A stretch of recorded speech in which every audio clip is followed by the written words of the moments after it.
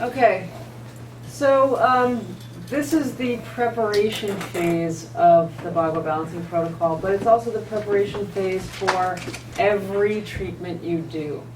Okay, and I'm not going to do it for real right now. I'm going to do it for fake, just so I can talk while we're going through it. So you start with column of light, and here's how I start. I have a patient on the table. I lie them down. I say to them, okay, you relax for a minute. I'm going to prepare myself and just get myself ready. Just get rid of any of my stuff so I can ground and treat. And you relax and you'll know when I start. And that way they know to just sit back and relax. And I might say, go ahead and begin by relaxing your head, relax your shoulders, relax your back. You go ahead and work your way down, and I'll be right back. If you feel like you even need to do that. At which point I will then do the column of light, which is sinking down into the earth.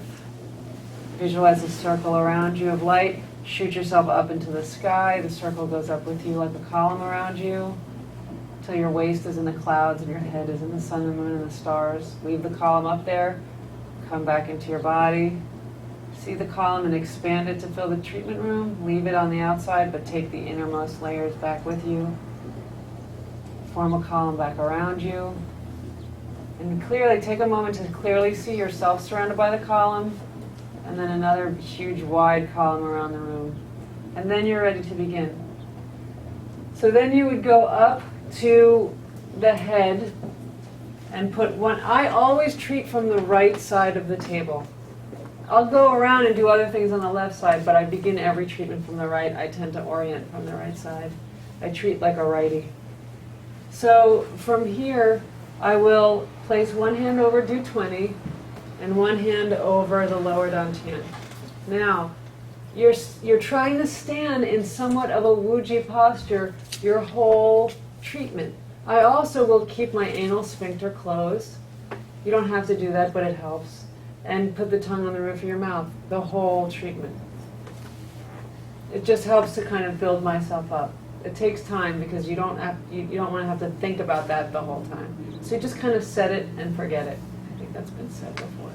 Okay, so from here, this left hand pushes while this right hand pulls. So I'm sending chi, his chi really, down through his taiji pole and rooting it from his head. Don't cry. From his head into his lower dantian. So I send with my left hand, and I start to pull the chi down into his belly.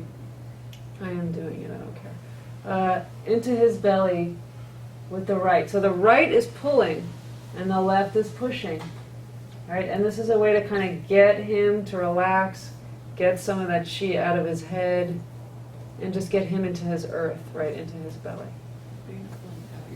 No, I'm not. It's like, floss. You're pulling with this, and it pulls like that. I'm not pulling it out. I'm trying to get it to come down here and root here, but it stays in his belly. And this could just take like a minute or two. From there, yes? So you're pushing with this hand, pulling with the left? Yes, pushing with the left and pulling with the right. If you don't feel comfortable on this side of the table, go to the other side of the table. It's okay. And then after that, I will clean him off. So anything he brought in with him that's kind of sticking to him, I want gone so that I can see through the smoke where the fires are. Okay, because it just makes it easier, and it relaxes them even more because you're taking energy and you're sending it down. So you always start from the head and end down at the end of the table, whether it's down at the feet or down at the arms. So I start with the head, and I gather this field, and you will feel something, I guarantee it, and I just get rid of it. And actually, this is where I start to flat palm. So as I pass by areas, I can feel already where there's areas of stagnation, where there's more chi. And you always make sure to get past the groin, the insides of the legs, the outsides of the legs. Getting from the top of the head down the shoulders and out, down the arm, legs again. You can come around the table. He's big. It makes me want to come around the table, but I'm going to be lazy. And you're just kind of getting rid of This, you feel it. It's like getting rid of like a cloud around them. And there's an absolute, because you felt their first Wei Qi field. And that's kind of, you're somewhere between the first and second, so you're feeling stuff. And you just get rid of it. That's step 2. So step 1 is column of light. Step 2, ground and root your patient, and then clean them off. Step 3, diagnosis. So if you want to do flat palm, and that's going to be your method, great. So you just start wherever, flat palm them. Go all around the table, take your time. Oh, I know this chakra feels something or another. All right, I feel this here. I feel both knees, go figure. And you just kind of go around and get a sense. Use whichever hands you want. What I like to do also is flat palm, mini flat palm, where you're actually feeling the whole body on the hands. So I need to at some point talk about that, because I haven't had a chance to yet today, but I will. And so the whole body is mapped out on the hand, so that you hold their hand like this. This is the head. This is his left hand. This is his right hand. This is his left leg. This is his right leg, okay? And this is the whole torso, so it's like head, kind of like neck, heart's right around here, stomach, lungs, liver, which is big, tickle your belly. And same thing with the back. Don't turn it around because it gets confusing. Same thing, this is the back of the arms, the back of the legs, the low back. And so it's really, and you can, I'll touch actually for the hands. You don't have to touch, you can flat palm. I tend to touch. So I'll take his hand and I'll run my hand like this and see, where do I feel stopped? Like as I'm doing this, where do I feel stopped? And so, not too many, there's something. So I'm like, there, what's that? All right, that's his, yeah, that's Paul Newman's. Paul Newman's chocolate chip cookie cheek. Okay? And so and then I'll turn it over and I'll go up and down the spine. And you can either touch or not touch. So like I totally feel back tension. Especially going not totally low, like mid-low. Low-mid. What side was your rib at? Your right side? Right side. Yeah. So there's a little something happening on the right side. Low rib, low, like down here. Okay. So you can feel that in his, you just feel like stopped there. You're like, where am I stopped? What's sucking me in, or where as I'm going, I feel like I just want to stop here for some reason. That's the best way to describe it until you do it 80,000 times, and then it's easier. And then I'll go around the table and do that hand. And when you're not sure what side is what, have them hold their hand up like this. That's their left side. That's their right side. This is their head and neck. Here's their torso. Okay? This is the groin. This is the chest. So it's really kind of easy once you've done this a little while. Do it yourself? You can do it on yourself, sure. Where are the legs? So these are the legs, the outer ones. And so like hips are right around here. At the This is base of the hips. finger. Yes, at the base. Hips are right around here. And also in the back, like hips, well, I would turn it like down like this, where this is the whole this is the low back area.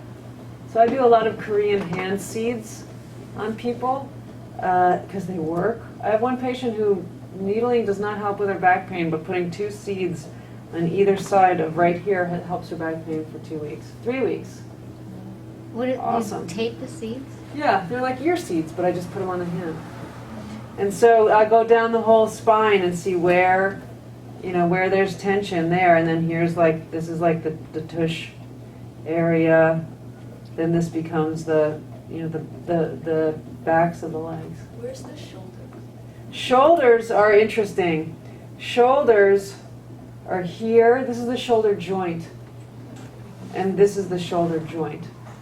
The 2 in. And the hips?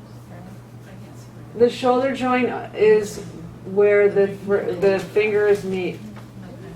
So On the this joints. would be upper back, but you're saying it's lower back. Yeah, as you go down, it's lower back. Oh, okay. Yeah. This area can be squishy. Sometimes it's still neck and sometimes it's upper back. It's hard to tell sometimes. In Korean hand therapy, this is always the neck. The middle part of the phalange, I guess, is Middle of the middle. yeah. The middle of the middle is the neck, and then this is considered the upper back, middle back, lower back. But I've just found with energy reading, it's not always the same stuff. Column of light, step 1, ground and root them, clear them off, and then either flat palm the body, or I'm going to encourage you to like get a sense of what's on their hands too, and then flat palm them. Or if you want to get fancy, take a look at him or your patient, visualize gathering the field around them and putting it on your hand like a glove, and then wait. See what it feels like. Sometimes you'll get sensations. If you don't get sensations, you can use the other hand to flat palm your hand. And then you might have sensations that you feel when you flat palm your hand. You got a little something on the other side of your spine also. It's not just your right side. So it's like the spine itself. So you can pull them on your hand, and when you're done, throw it off. Throw down the glove. And that's what we're going to do for the rest of the afternoon. We're going to take our patients, I'm going to say this 500 times because it's good, repetition helps. Column of light, ground and root them, clean them off, and then either flat palm, or I'd like you to do all of these. Whatever you feel more comfortable with, great, do the ones you don't feel comfortable with. Then go over to their hand and either feel by touching, and see where do you feel like, oh, I want to stop right here, I don't even know why. And then you look, what is that? This is the hand. This is the right wrist. So then you ask, right wrist stuff? I don't know if you have right wrist stuff. Nothing? You're asking. Yeah. You're asking. Yeah. Any right wrist stuff? It's all been broke. Yeah. You broke your right wrist back in the day? You know, this one hyperextended and stuff like that. Okay. Left one. Yeah. Okay. So actually this is your left wrist. I have left and right dyslexia. Please take note. So this is actually your left, okay? So The left one on the wrist. inside. What's that? The one on the inside, because I can't. Well, when you go like this, what's on his left Left, side yeah. is the left. Okay. What's on his right side is the right. Okay. These are the arms, these are the legs, this is the torso. Draw a little face on So it. draw a little face on, On your the middle person. Yeah. It's this. It's as if the person was this. Four-legged animal. Right, and then you just flip them like that. So if you're confused, because like I'll just feel and I won't be able to know what side is what, but I'll then take their arm and go like that so I can tell. And then you go along the back, you might go along here. This really sucks me in, but that might be your Sanjal 3. So you just kind of get a sense. I like to touch when I do this, you do not have to. And just get a sense of where do you want to stop? Where you feel like, oh, I want to just rub this area, you know? And that's the feeling with hands. I'm like, I stop on the back and I'm like, oh, I just want to like get right in there. Or then just visualize that they're in like a bubble. Because they are, take the bubble, put it on your hand, see what it feels like. Shake off the whole bubble or just put it on? Well, everything is a holographic image of everything. You just need a piece, right? And it has it contains everything. So you're just gathering, putting it on your hand, and then see where you feel it. That's where I feel it, his liver. Yeah. Will it actually be tender on their hand, like the spots? Will those Often. spots be tender? No, I mean, if you don't push, they might not know. But like, it's really common to find areas of the hand where they didn't know it was tender, but it is. See, these are like slightly tender, but not too much. But it feels good. Yeah. So often it'll be really tender if you squish. If it's a pain thing. If it's just an organ imbalance, it won't, because that's energetic. Understood? Okay. And so that's what we'll do to carry ourselves out. Practice all of these. Whichever one, and if one you're like, there's no way I'm ever going to do that, don't do it. That's fine. But I encourage you to find what you do gravitate towards and then work on that. Like I worked a lot on the hand one because I thought I just didn't have confidence in it. So I thought, well, I'm going to just keep doing that until I have better confidence. Okay? Flat palming comes easier, but that too takes time. So don't skimp on that because that's your main test. So if you feel, so if I felt this little something, right here, and I'm like, I don't know what that is, and then I'm like coming here and I feel, whoa, yeah, there's something pushing my hand out here. That says liver. Lo and behold, that area corresponds with liver, and when you see it in both places, you know something's happening. If you see it in one, maybe. See it in both, you can't deny it. See it on both hands and the body, sold. So that's how we're gonna go out. Yes. Should we mark where we feel something going on, like we did yesterday with? If you want to, I just kind of note and then forget to ask them about it later. Yeah. Because at the end of a treatment, you also end by grounding and rooting them as well. At the end of a treatment, I tend to go up to people and go, how are you doing? Because I don't talk during a treatment. If someone talks to me, I talk back. But if they don't talk to me, I don't talk because I stay out of I have such monkey mind that I have to beat it and put it in a cage. And so if they talk to me, I'll talk. Otherwise, I don't talk. And at the end, when I talk, it's obvious it's over. So I say, how you doing? And then I sit, and he says, great. And then I sit down, and I say, did you have any thoughts or sensations, any feelings, cue them. Because people will also forget because they get relaxed and sometimes fall asleep. So I'll say did you feel any warmth anywhere, any coolness, any emotions come up, any colors? Throw on bones and see if any of these things happen. Because if you just go, how do you feel? They'll go, fine. That's not good feedback. Fine. So you want to ask more. And then I say, all right, well, I want to share some things I found with you. I feel like there's a lot of heat in your liver. I found a little bit of pain or something going on with the back rib. The knees feel a little bit like there's something going on. Anything going on with the knees? Yes, there's something going on with the knees. And so you have this dialogue with them. And then that's very nice. You sit, you share. And then you will sit them up. So I'll show you how. And this is what I say because I'm not big. I say, help me help you to sit up. Which is my way of saying, sit up, and I'm going to make pretend I'm doing something. So help me help you sit up. So he will sit up, and I hold on as if I'm helping. Because you can't put people up.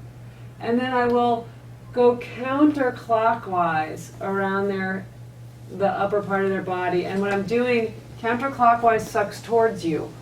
Right? Clockwise sends into the body. Counterclockwise pulls out of the body. So any kind of chi floating around that's still floating around, I will gather it, and I take it, and I put it right into those kidneys. And that's how I end it. And so counterclockwise to gather, because often people will get up and then go, whoa, because you moved a lot of chi. Not often. Every now and then, some people will get up. I'm not exaggerating. I've had too many teachers who do that. Every now and then people will get up and then get a little dizzy. And so this is a way to just kind of ground them out in there. And I also keep ginger candies in my clinic, both for acupuncture patients and for Qigong patients, for when they feel a little, whoa. Sometimes they just need a little sugar. So you give them a ginger candy. They like that. Good job. Go and teach others. So then that